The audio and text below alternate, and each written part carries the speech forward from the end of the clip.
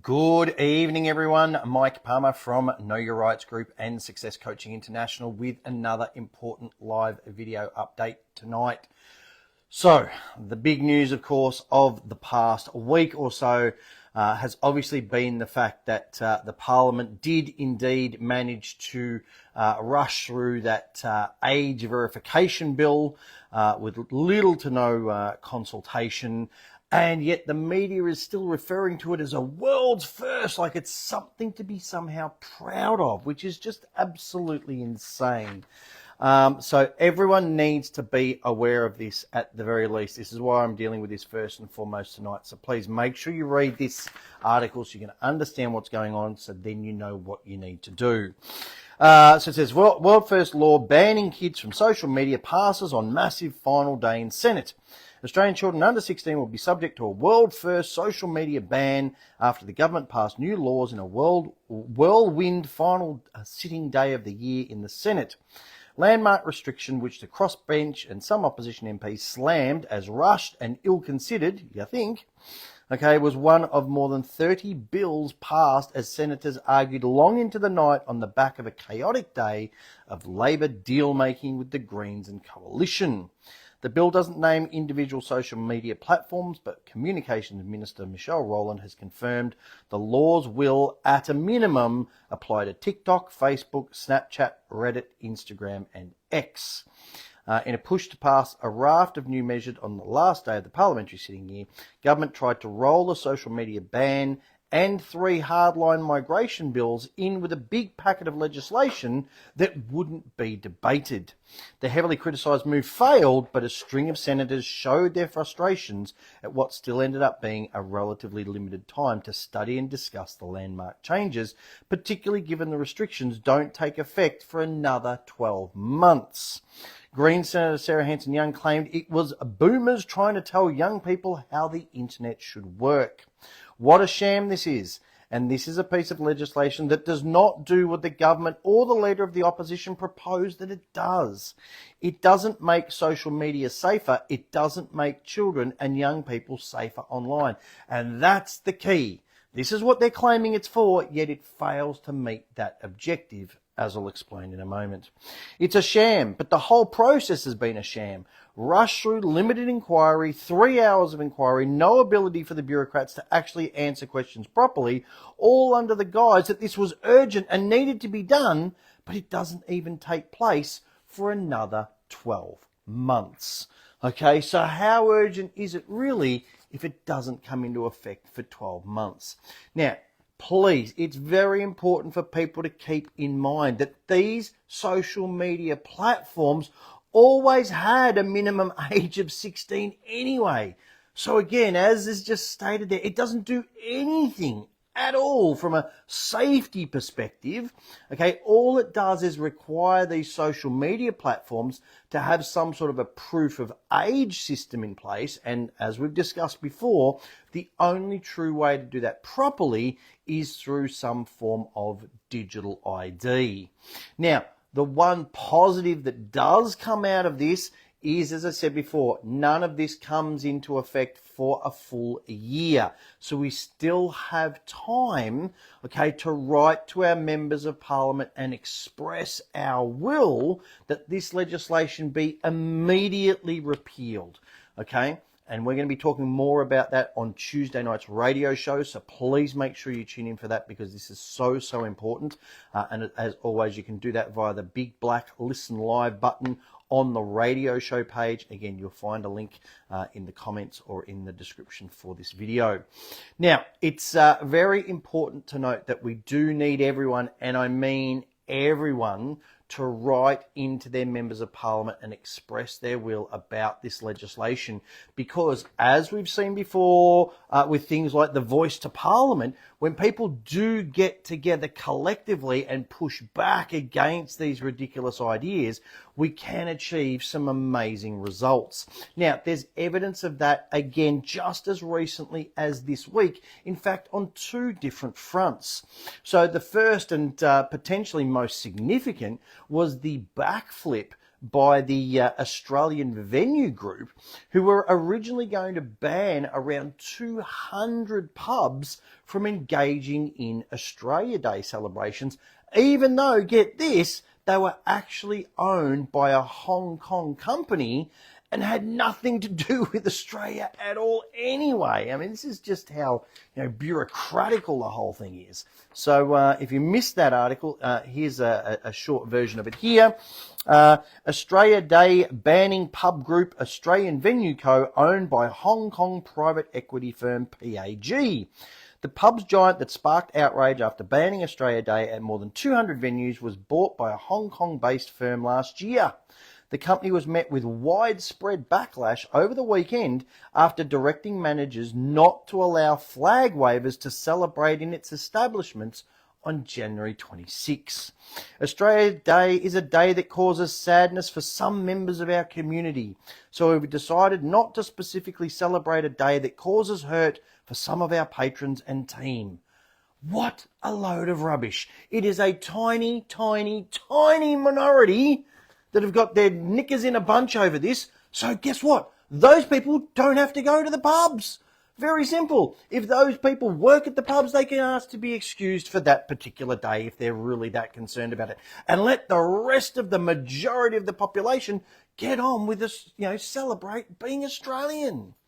Facing growing threats to boycott, the company released another statement on Monday admitting the directive had caused concern and confusion. Mate, the only confusion, was with the idiots who thought that they could get away with this.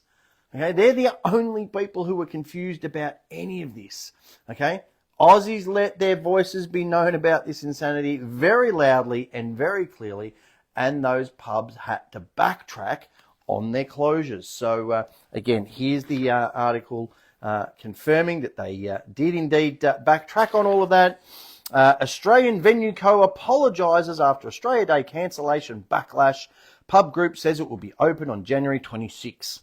Our purpose is to reinforce community in our venues, not divide it. Then why make the statement in the first place, you morons? Seriously. I mean, how stupid. The company behind some of the nation's biggest pubs has apologised and said it did not mean to offend anyone by announcing it would be cancelling Australia Day celebrations at more than 200 venues across the country. I mean, what did they think they were going to do in Australia, for crying out loud? So you can't celebrate Australia Day and I think that wasn't going to offend anyone? I mean, who's running these companies? Must be government officials. In a statement released on Monday, Australian Venue Co said it was not for us to tell anyone whether or how to celebrate Australia Day. You think? Thank you for the statement of the year.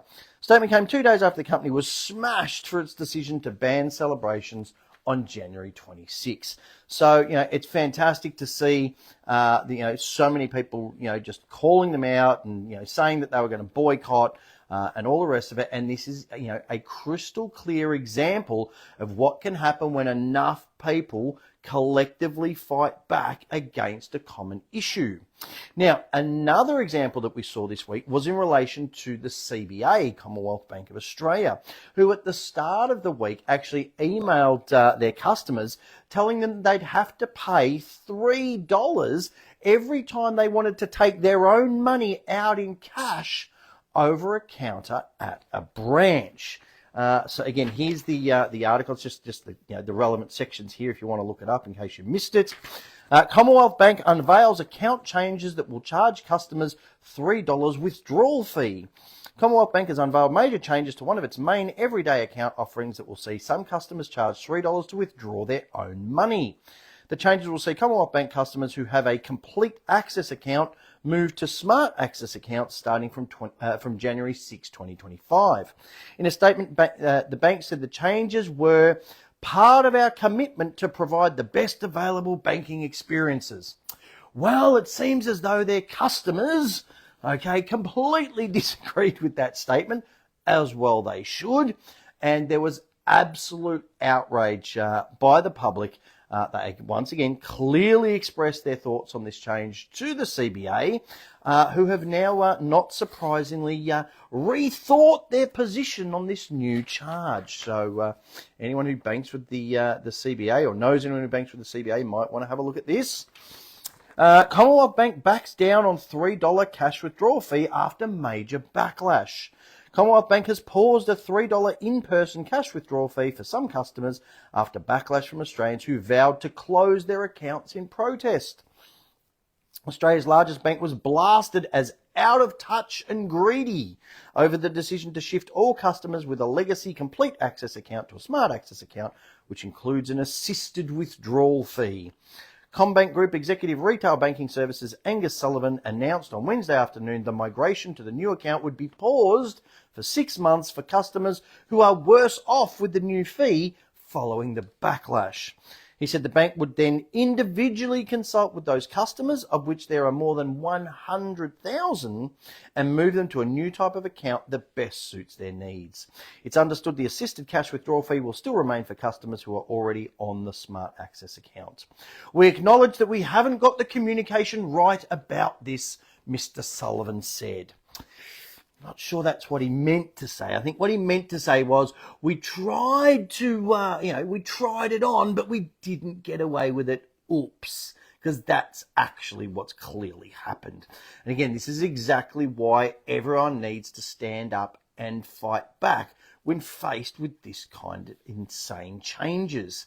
Now, just to prove to you how completely insane this push is by the banks to force their customers to go cashless, check out what happened to Bank West customers late last week. Now, of course, those who don't remember, I've covered the fact that Bank West have gone completely digital just this year. Okay, so they don't have those cash facilities, and this is what happened. Bank West customers outraged as digital bank's app goes down. Bank West has cleared up a technical issue that was preventing customers from accessing their accounts with the newly digital bank. Customers were thrown into disarray on Friday when the app for the new digital-only bank went down. As of Sunday, the app was still down, and customers were sharing their anger with the bank online. The digital-only bank, which famously closed all of its walk-in branches, isn't available online. Hope you didn't want to access your money, one customer wrote. Another wrote, maybe it's time to leave Bank West, the digital-only bank, without an operating app. I mean, it's nuts. They go digital-only, and all of a sudden, their online app fails. Okay? And this is what they keep pushing us towards. Okay? And people really need to just honestly stop and think about this for a moment. Okay? Think about the stress and the hassle and the inconvenience that these outages cause when cash is still basically readily available and usable. Now imagine how truly debilitating these issues are going to be when cash is essentially phased out. This is why we cannot let that happen. Okay, so this is the perfect time to once again remind everybody about Jason Bryce's petition, okay, that is to legislate a formal cash and banking guarantee in this country. Okay, if you're watching this on Facebook, you'll see a link going up in the comment section. Otherwise, just jump on Facebook, look for, just jump on Google and just look for petition to legislate formal cash and banking guarantee in the country. You'll find that petition. Go and add your signature to it. Of course, on the same token, if you haven't already done so, please make sure you join our Call Out Cashless Businesses Facebook group. Again, you'll find a link in the comments, and let's name and shame those businesses that are either unaware of this overall agenda or, worse still, are either directly or inadvertently supporting it. And make sure, of course, as well, you join the Cash is King discussion group, which again is a great place to share all of these types of ideas far and wide so people understand what this cashless push is really all about, and of course the real dangers of it. Now, speaking of dangers, another danger, or at least potential danger, better clear that up for the fact checkers, okay, that people need to be aware of is Bovaer. So what exactly is it, and what do people need to know? So if you are new to this term, I would urge you to go and look up this article here. It is entitled, What is Bovaer? The Cattle Feed Supplement Which is Prompting Boycotts by Conspiracy Theorists. Arla Foods has insisted that the Bovaer cattle food supplement will not filter through to human consumption as conspiracy theorists attack farmer-owned cooperative. A new trial, okay, keep in mind this is just a trial to add a methane-suppressing additive into cow food has prompted online shoppers to threaten a boycott of 3 major supermarkets. Arla Foods announced the trial of the supplement last Tuesday as part of an attempt to reduce the emissions produced by cows in their production lines. Really? Seriously? Like this is the thing now? I'll come back to that later. The food additive known as Bovaer will be used in trials across 30 British farms, the company announced in a post on X last week, which has been viewed nearly 6 million times in a move which it says represents an amazing chance to reduce emissions on farm. What about all the other emissions? You know, specifically the ones that go on in Asia all day, every day, completely unchecked. What about those emissions? They seem to be a lot worse than, cows farting or something like that, really. But the announcement has received 13,000 replies on X and has led to swathes of people pouring milk down the toilet and throwing tubs of Lurpak in the bin, claiming that Bovaer is toxic and could harm cows, farmers and consumers. The article goes on a little further down. It says the firm's website claims that it has been proven safe for animal, farmer and consumer. In a response to online critics in the UK, the firm says 150 trials worldwide and 85 articles in peer-reviewed journals support its efficacy. Where have we heard that before? That it's definitely safe, nothing to worry about. I'm sure it'll come to me. Maybe someone out there can think of it. One response to the post on X, liked more than 14,000 times, said, "You are effing insane if you think adding toxic chemicals to cow food that could cause harm to the farmers and the cows will help alter the climate of the planet. I will be avoiding all of your products. Cows have been farting since cows existed, and the climate has always changed," another consumer wrote. Another said the company is making a huge mistake, adding, "Once word gets around, people will avoid your products. We do not want that poison in our food. Change your plans or go bankrupt." So it seems like people are getting pretty fired up about this. And in fact, the backlash has been so significant that the mainstream media are actually already reporting on it right here in Australia. So this is another article that I urge everybody to go and have a look at, just so that you are aware of what this is all about. So this says, full list of Arla Foods Bovaer contaminated products boycotted by customers, from Lurpak to Cravendale and even Starbucks, as controversial cow feed additive sparks backlash. Furious Brits have vowed to boycott more than a dozen of the UK's best-known brands over fears that certain dairy products are allegedly contaminated with an additive linked to cancer. Shoppers say they will avoid milks and butters made by Danish firm Arla after the company announced a trial that would involve giving a feed supplement called Bovaer to its cows. In a list now circulating widely on social media, consumers are also instructed to avoid Lurpak and Anchor butters, which are both manufactured by the company. It goes on, it says a little bit more, and it says Bovaer is a compound, and just listen to this and just see if this is the sort of thing that you want added into the foods that you and your family are eating. Bovaer is a compound made of silicon dioxide, propylene glycol, and organic compound 3-nitrooxypropanol, which is known as 3-nitrooxypropanol, or shortened to 3-NOP. Concerns being spread online about the additive are mostly referencing documents from regulators about handling the substance in an industrial scale. One from the Federal Drug Administration in the US reads that the product is not for human use, and yet they're giving it to cows who produce products that humans then consume. It adds, caution should be exercised when handling this product. 3-nitrooxypropanol may damage male fertility and reproductive organs, is potentially harmful when inhaled, and is a skin and eye irritant. It goes on to advise that those handling it should wear protective gear, such as covering the eyes and mouth and gloves. So the obvious question is this stuff that you want added into your food? And again, I'm just putting it out there for you guys to ask and answer that question for yourselves. Obviously, as I've said many times before, I'm very limited by what I can say on these videos due to the good old, fact checkers. But I can say this. First and foremost, why are we even considering adding something with those sorts of warnings into cows' feed simply because it could reduce methane emissions, when, as I said before, Chinese factories are still spewing out way more climate change affecting chemicals than any amount of cows could ever possibly produce? And secondly, what other testing could and indeed should be done, and for how long, before it's ultimately deemed safe for humans to consume?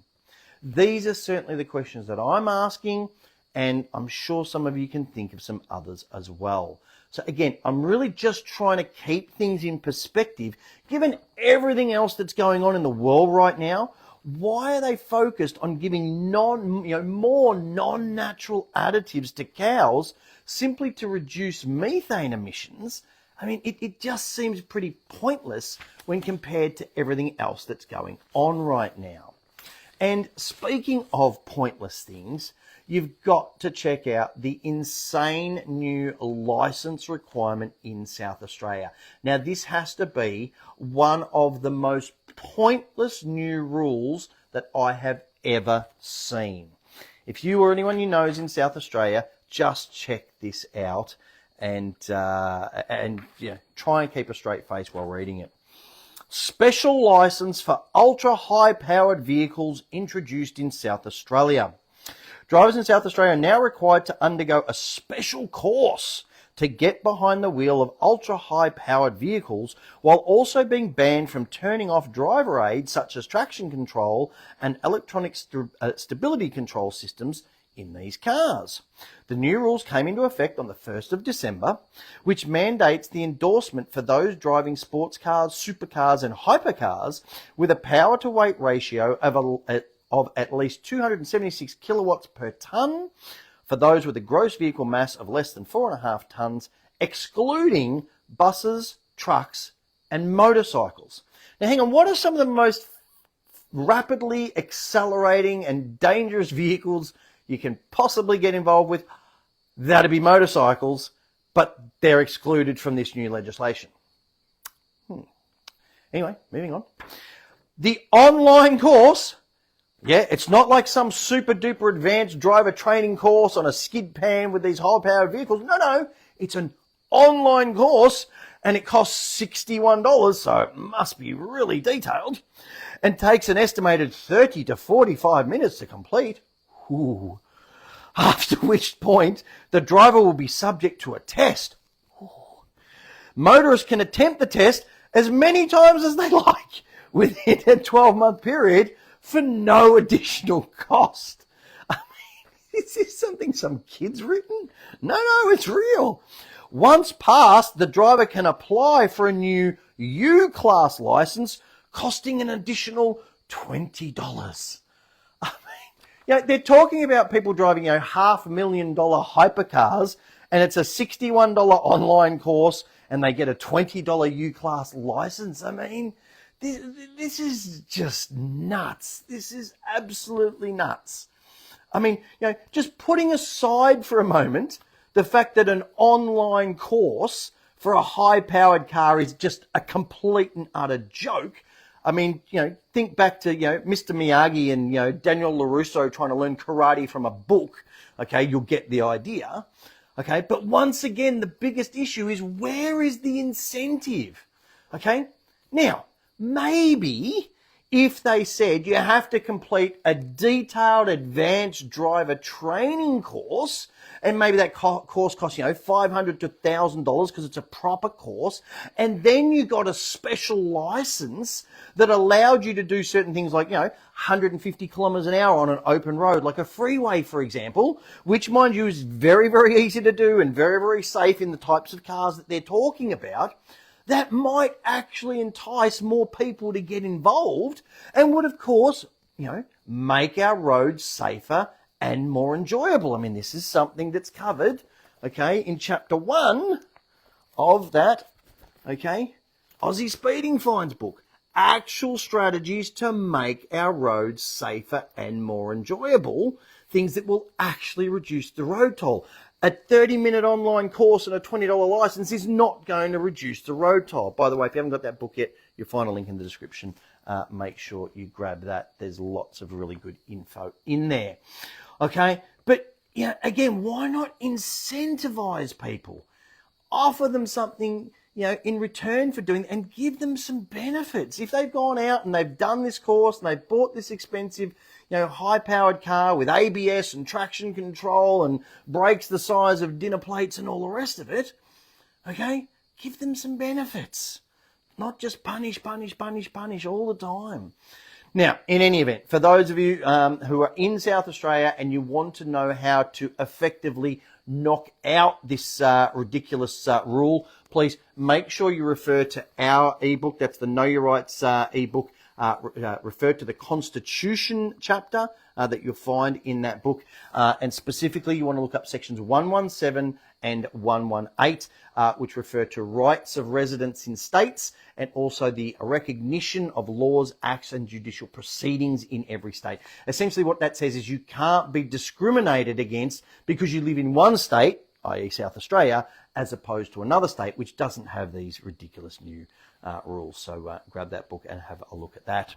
All right, and finally, to finish off tonight, I want to finish off on a very positive note, especially for those of you in Victoria, as we hear that Daniel Andrews continues to have a tough time of things. Oh, isn't that so sad? In the very state that he all but destroyed during COVID. So this is a very, very heartwarming article for those of you, as I said, specifically in Victoria, for those of you in Queensland who fled Victoria or any other state, and those of you who just like to see a little bit of karma coming back to Dan Andrews. So it is entitled, Dan Andrews' Life in Melbourne Turns into a Nightmare as he's hit with a fresh ban. Oh, diddums. One of Melbourne's hospitality heavyweights said there would be no chance in hell he would let Daniel Andrews eat at his bustling pub, making him the latest in a growing number of venue operators to blacklist the former Victorian Premier. Former AFL star Paul DiMattina, who runs popular South Melbourne venue Lamaro's Hotel, said the former Premier was easily the most hated person in Victoria, as it is revealed multiple restaurant owners had refused service to Mr. Andrews and his wife Kath. No hope Andrews would get a seat at my pub, Mr. DiMattina told Daily Mail Australia. If he walked in and sat down, the Lamaro's crowd would be disgusted if they saw him. Andrews is hated because of his whole anti-business stance. The trail of destruction Andrews left is still being felt today. Small businesses closed down, endless lockdowns, critical healthcare neglected, children missing out on school. He didn't help anyone. Mental health went downhill, and now Andrews has a job in mental health, if you can believe that. Mr. Andrews' latest ban is a negative sign for his hopes of dining out in Melbourne, giving DiMattina's family own and have owned multiple restaurants in the city, including along the famous Lygon Street precinct. Rebel News correspondent Avi Yemeni said many people hate Andrews because they hold him responsible for Victoria's current state. Well, who else are you going to hold responsible? He was the muppet that created this mess.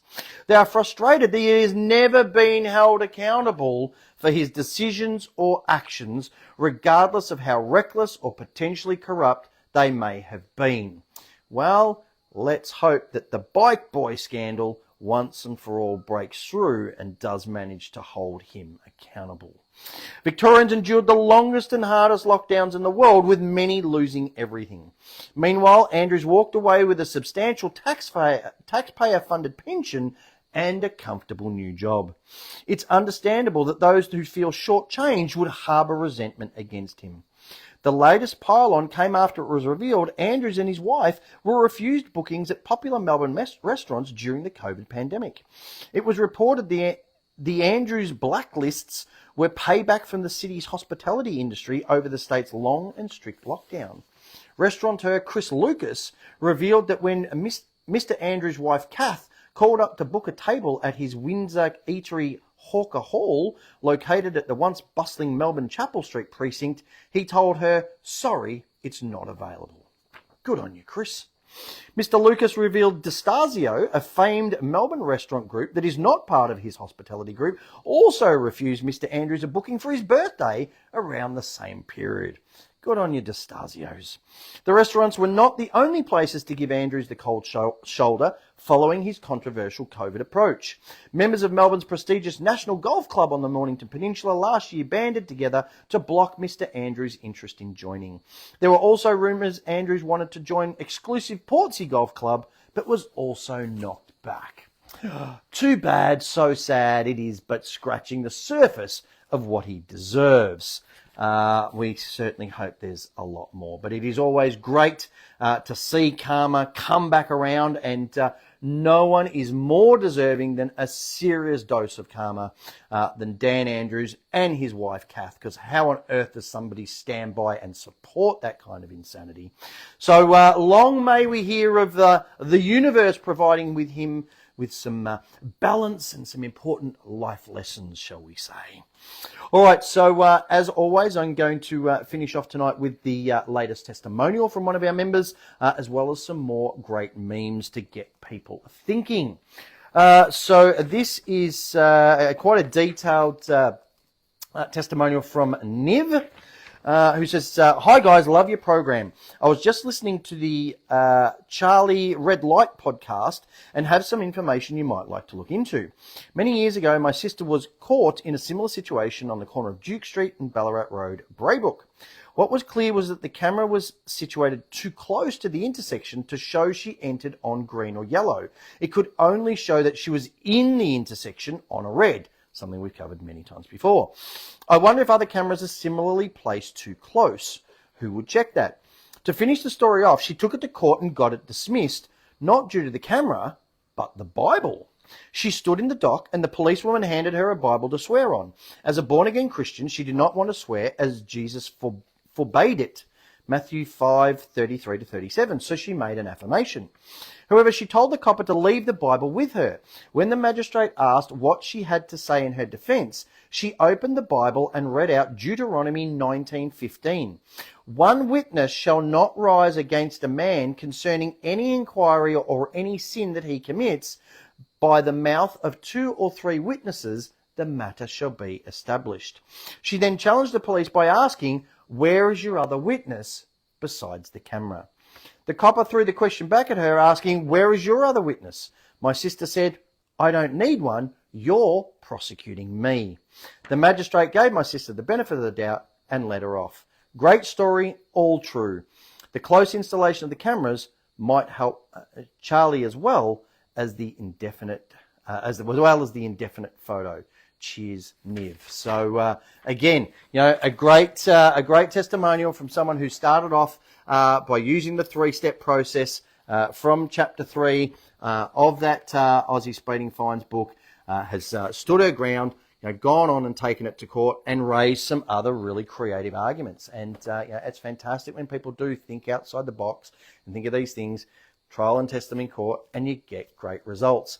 I think I've said this before. There's been a number of articles that have come out that said, over 50% of people who challenge their fines actually beat them. The problem is that just not enough people are actually challenging them. So that's what we need to do more of. And of course, when you're armed with that Aussie Speeding Fines information or some of our arguments, that rate goes even higher as well. All right. Oh, and now there's one just quick email. It's not actually a testimony. It's just an email to do with the banking that I thought I'd read out. Actually, I'm not sure if it's an email or a post. It might have been on Facebook. I'm not sure. It just says, apologies if this has been mentioned previously. My friend was telling me that her bank told her that from 30th of January 2025, a new law will begin where banks will not be allowing you to deposit cash into another bank account to pay someone or a bill over the counter. One will be asked to deposit the cash through the ATM into one's own account and then electronically transfer the money into the account of preference through online internet banking. Of course, to track every single penny.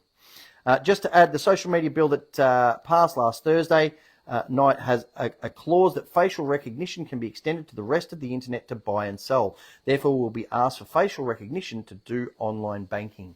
Let that sink in. So, yeah, these are the things that we need to be pushing back against. Do not get involved in any kind of facial recognition whatsoever. Do not sign up for it. Do not, use it on your phones. None of that. Okay. And yes, I know already some of the banks are saying, no, you can't put cash into somebody else's account. They're already trying this on. So you've got to keep standing your ground. Just keep saying, no, I want to put cash in. I've got no other way of doing this. So keep pushing back against that.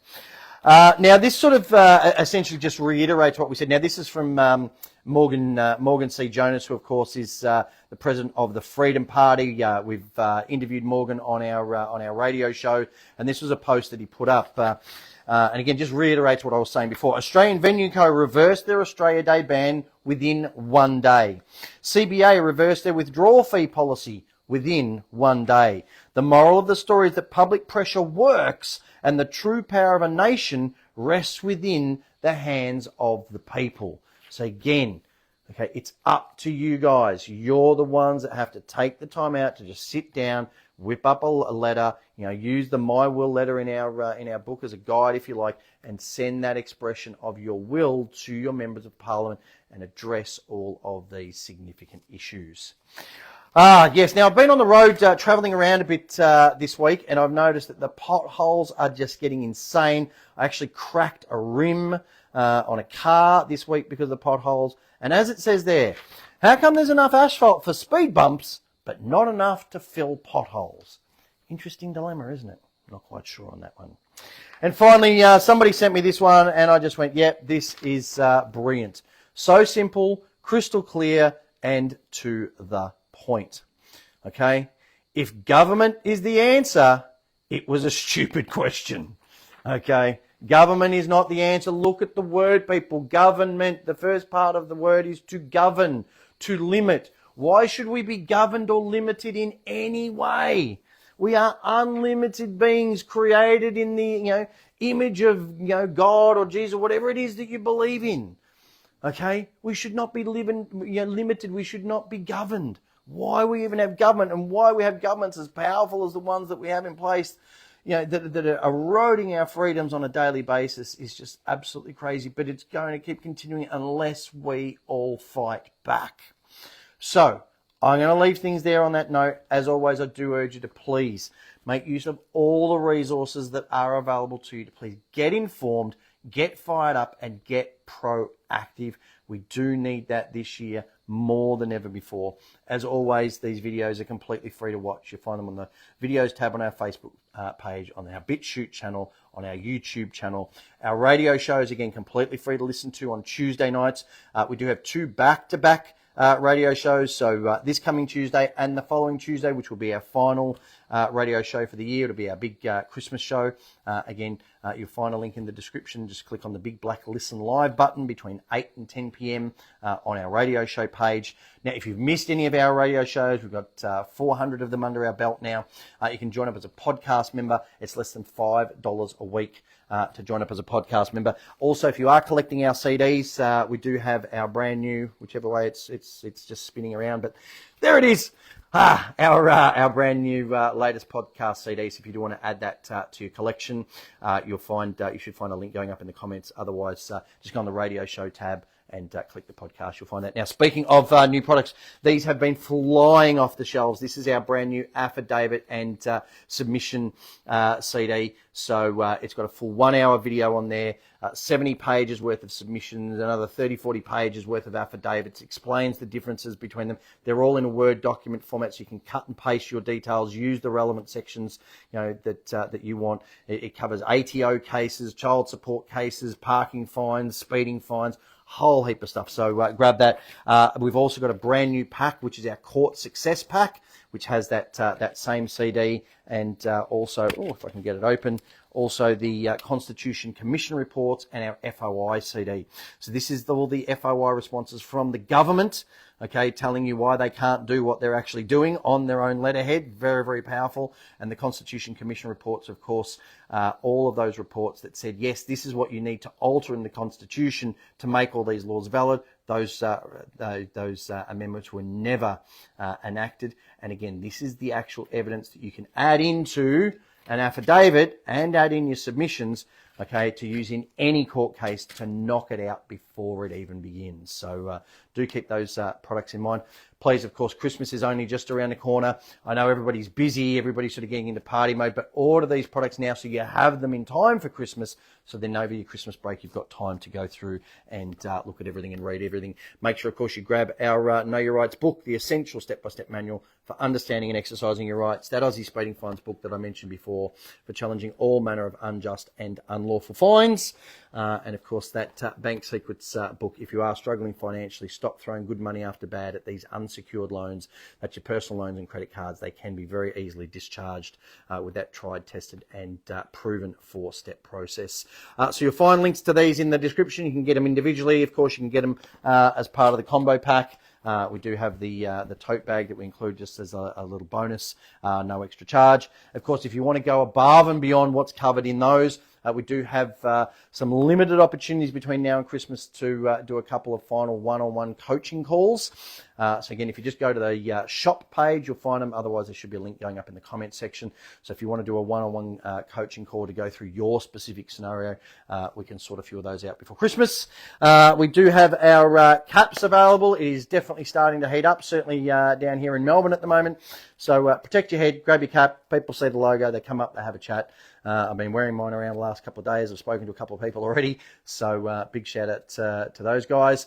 And of course, the final thing is our home study course. So if you missed our live events this year, if you want to do a refresher, obviously we're not doing live events again next year, the standard 2.5-day ones. So the only way to get that information is via the home study course. It's a complete recording of one of those events. There's 3 custom-made workbooks. There's sections you can write next to every slide from every presentation. There's 17 DVDs that you can pause, rewind, fast forward in the comfort of your own home. So grab that. It is a fantastic resource that you'll come back to again and again and again and again. Perfect to get for the Christmas break, so you've got a little bit of time to go through some of the info. All right, so I'm going to leave things there. I hope you all have a fantastic weekend. We'll be back, of course, a Tuesday night for our radio show, and again next Thursday night for our next live video update. Until then, take care.